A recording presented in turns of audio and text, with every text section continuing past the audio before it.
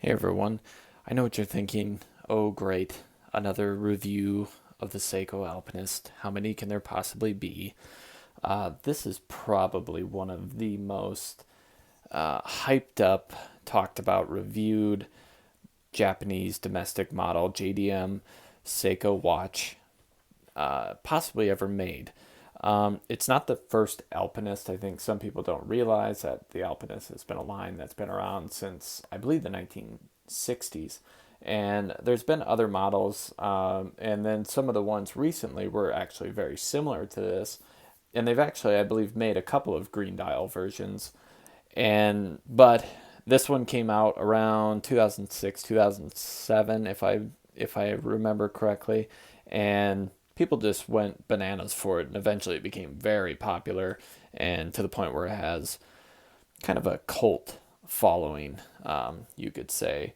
And there's some very good reason for that. Um, it's a very, I would consider it a mid-range watch, but for the longest time, it was a watch that was being offered at a entry level price. I believe at the lowest price point, you could pick these up for around, I want to say around $350, somewhere around there.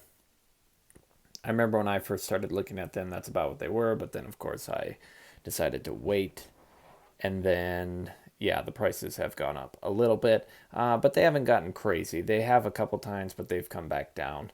Of course, this model has been discontinued within the last year or so. Um, the production dates on them are still fairly recent. I bought this one in December of 2018, and I'm not an expert on Seiko production dates, but the first number is an 8, which I believe, don't quote me on this, but I believe that signifies it was built in 2018. The other possibility is that it was built in 2018, or 2008, excuse me, but I very highly doubt that. So there you go. 2018, I believe the 5 stands for March. I could be wrong, but I believe the 5 does stand for or excuse me, May. So May 2018, still fairly recent production. So of course you can still pick these up brand new. Um, there's a few sellers in Japan. I know this one came off eBay. I don't remember the seller, but they are still available. And I'll talk more about the availability and should you buy one of these watches later on. I'll end with that. So first of all, let's talk about what makes this watch so popular.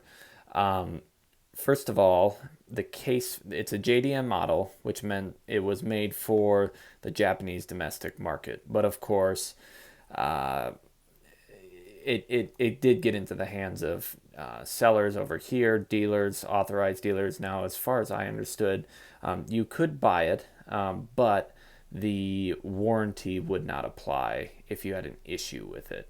So there is that little part of it, risk, you could say, of buying a JDM Seiko, even though it's brand new. This one, the Alpinist, this is the SARB 017, as most of you already know. If you found this video, you've likely already scrolled past who knows how many other Alpinist videos. So let's get into it. The case, it's about a 39 millimeter case. Very, very well done. Very well done. It's mostly polished. And let me see if I can bring this light around here and show you a little better. A little bit. It's mostly polished. See that bezel? It is a bit of a scratch magnet, although mine stayed in fairly good shape. I've only got a couple of little scratches on it. And then the top of the lugs are brushed. Very nice brushing. Um, I believe, I can't remember the name of the polishing. Zaratsu, I want to say, is the polishing. Um, and it's very well done. I mean, I've seen polishing on some other watches that looked pretty good, but until you see it, it's really hard to describe how sharp the reflections are in the polishing. It's kind of it's a bit of a confusing watch. It's supposed to be a mountaineering watch, classic mountaineering watch. That's what the Alpinist line has always been geared towards. Um, and I think for most people, I think it would kind of fall into the field watch category. And because of that, it has some very impressive features. First of all, unlike a lot of Seikos, that are $400 or $500, you do get a sapphire crystal. It's not coated, as you can see. It reflects everything, but it is sapphire, and as you'd expect, even though mine has taken some very hard hits on the crystal, it has no scratches whatsoever. Um, the Let's go to the crown. As you can see down at the bottom there, automatic. This has the 6R15 Dia shock, which is a shock resistant um, uh, mechanism that they put in the movement, or surrounding the movement, or I believe the mainspring. I'm not positive. I am not a watchmaker. I wish I knew more about it, but it is very complicated. And then 20 bar, which means 200-meter water resistance. Now, it's not an ISO certified diver, but if you take it swimming, if you're out camping or something like that, take it to the pool, whatever, it would be perfectly fine. It is a screw down crown. And unlike some of the Seiko dive watches that are in this price point, the screw down crown is very nice. It threads very nicely, very easy to push back in.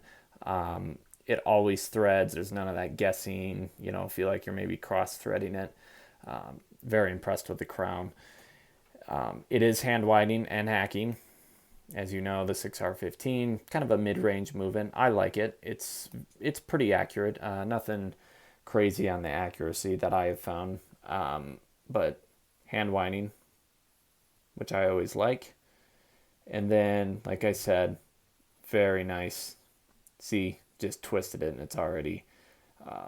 it was already threading.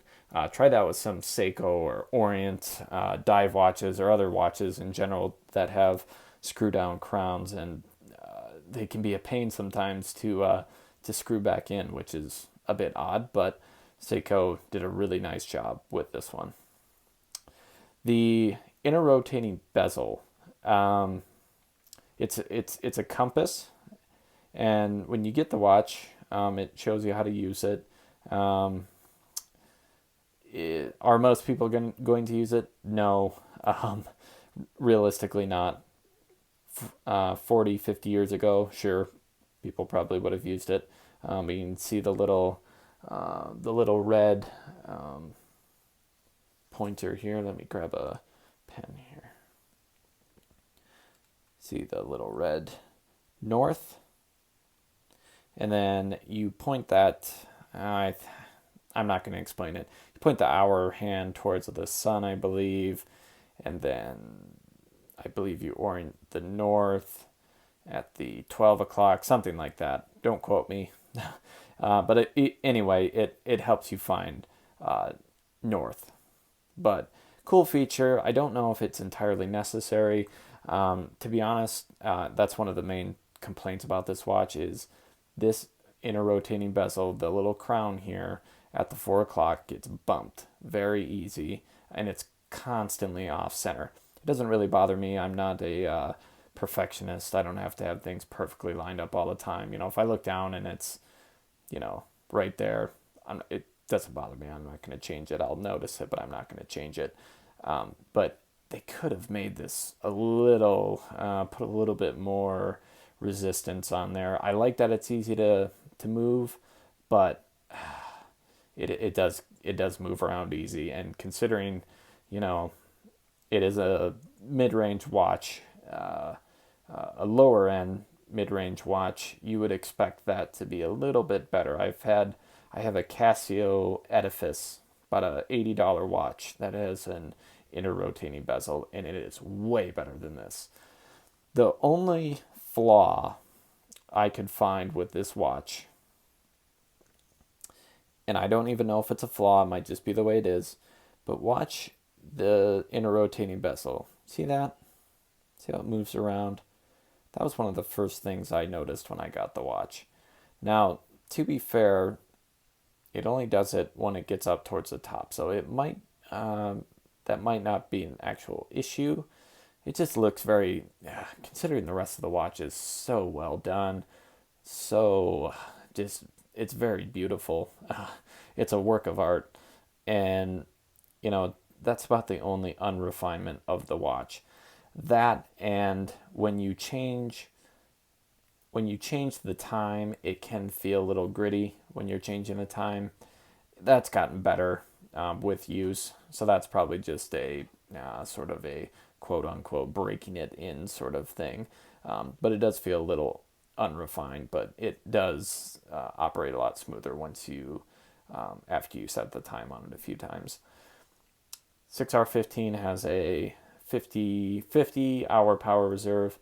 That's nice and all. The only thing is it will, towards the end of that power reserve, probably after 40 hours, 45 hours, the watch will start to not keep time very well. So even if you do use that full power reserve, you probably will end up having to reset the time. Although you probably won't have to reset the date or anything. You'll just have to adjust it a minute or two, but it will lose time if you don't when it gets towards the end of the power reserve.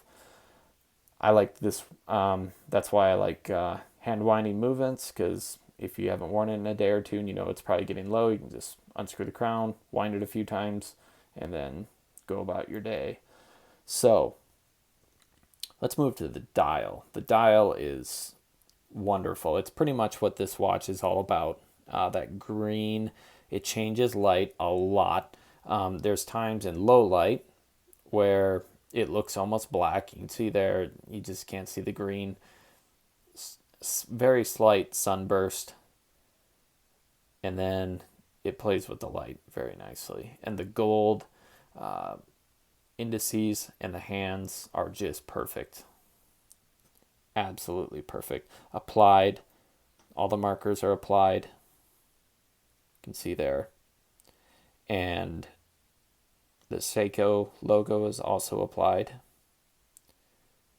And so are the lume dots. Now, the lume's not terribly noticeable when you're looking at it, but you'll notice, you look up at the 12 o'clock or at all the hours, you can see those little pips.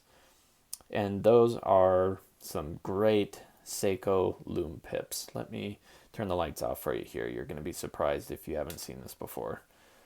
Great. It's really cool at night. Look at that. And it lasts a long time like Seiko lume always does. Very legible. My only complaint is the 12 o'clock has no orientation. So right now, if you turned it and you looked at your wrist like this, I mean, yeah, you can probably orient it. But to be honest, it's very easy. I mean, this is holding it upright. If you just have it like that, just barely off center, the 11 o'clock suddenly looks like midnight, 12 o'clock. So I wish they would have done a better job of maybe put a double lume pip up there, something just to distinguish it. But not the end of the world. The lume's amazing, especially for a watch like this. Should have added the signed S Seiko crown, which is pretty common on movements with 6R15, excuse me. So there you have it. Blacked out window date. Very nice, refined watch. Let's look at the case back. There you can see made in Japan, Seiko, water resistant, 20 bar, which is 200 meters, stainless steel case. See, it's the 6R15. I believe E1 is the version of the movement. There's been several updates to the 6R15. I know some of the earlier ones had some issues, but I think they're pretty solid by now. I enjoy the movement. I would I would definitely classify it as a very good mid-range watch movement. Then the Alpinist.